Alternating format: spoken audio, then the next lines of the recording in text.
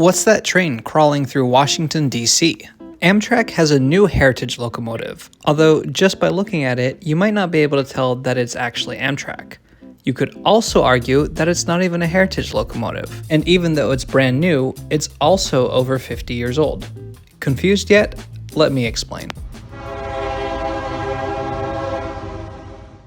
Who doesn't love a good heritage unit? Heritage units are when railway companies or agencies give one of their vehicles a livery from the past to celebrate a milestone or commemorate history. I've been thinking about it, and I think heritage liveries may be one of the most unifying things in train world.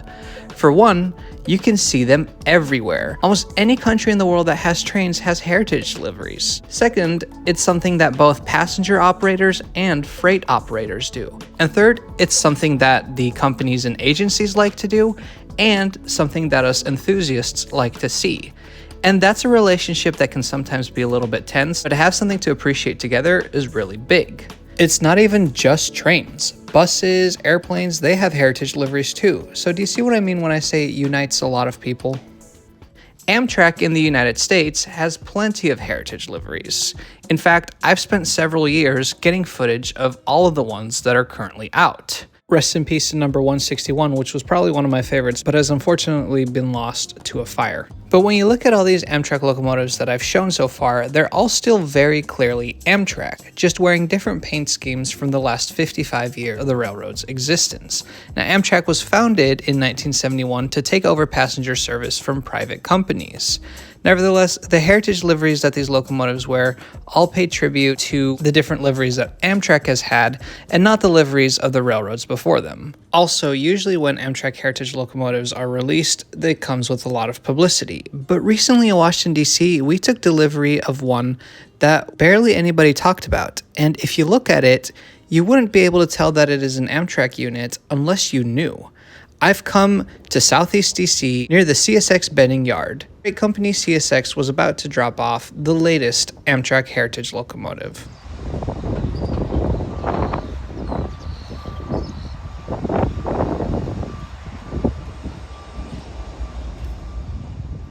Technically, it is debatable whether you can even consider this a heritage locomotive. Let me explain. So these two Amtrak engines were detached from the freight train here. Later that night, they would move to Amtrak's Ivy City Yard, which is north of here. Both locomotives are brand new, sort of. They are officially called 2GS-12Bs, built by the National Railway Equipment Corporation, which has facilities in Illinois and Kentucky. CSX delivered them from the factory to Amtrak, who will be using them to do switching work in and around Washington Union Station. What is switching work? It's when train cars are moved around a station and a yard for a variety of reasons. Here in DC, Amtrak switchers sometimes move entire trains between the station and Ivy City Yard. Other times they bring a few cars and attach them to a train to make it longer, or they take cars away from a train if it needs to be shorter. Basically, if a car needs to be moved, a switcher can take care of it. They usually do not lead trains for any long distances because they don't have the speed or horsepower to do that. For example, 790 and 791 are limited to 50 miles per hour and 1,200 horsepower. Not ideal for a high-speed intercity train, but perfect for local yard work. They are known as gensets, short for generator set, which is a special type of locomotive that has multiple diesel generators on board.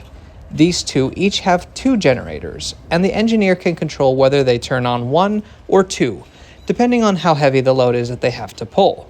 This makes them more fuel efficient and longer lasting than a normal locomotive with just one diesel engine. While on the inside these trains are brand new, on the outside they are very old. They started their lives as locomotives built by EMD.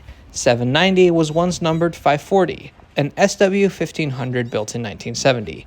And 791 used to be number 569, an SW 1001 built in 1974. They were owned by CSX. However, in 2002, CSX wanted some passenger locomotives so they could pull their special executive train. They traded locomotives with Amtrak. Amtrak gave them 2 F40PH locomotives, while CSX gave them 2 switchers plus a third one in return. Using them as switchers for over 2 decades, Amtrak sent them to NRE to be gutted and converted to what we see today. 791 is wearing Amtrak's new Phase 7 livery, as you would expect from a new locomotive. But 790 wears a different blue, with no Amtrak logo in sight. Instead, the text on the side reads Washington Terminal. What's that? Well, the Washington Terminal Company was founded in 1901. At the start of the 20th century, there was no Washington Union Station yet. The railroad companies that served Washington, D.C. used a bunch of different stations located along the National Mall. But people were unhappy with how ugly and dangerous it was for trains to cross the mall, so plans were drawn up for a consolidated Union Station. You may have noticed that a lot of cities in the US and Canada have a Union Station. That name was used to indicate that the station was shared between multiple different companies. Washington Union Station, which opened in 1908, was primarily the joint project of the Pennsylvania Railroad and the Baltimore and Ohio. However, for Pennsy trains to reach the new station, it meant that several miles of new tracks had to be built.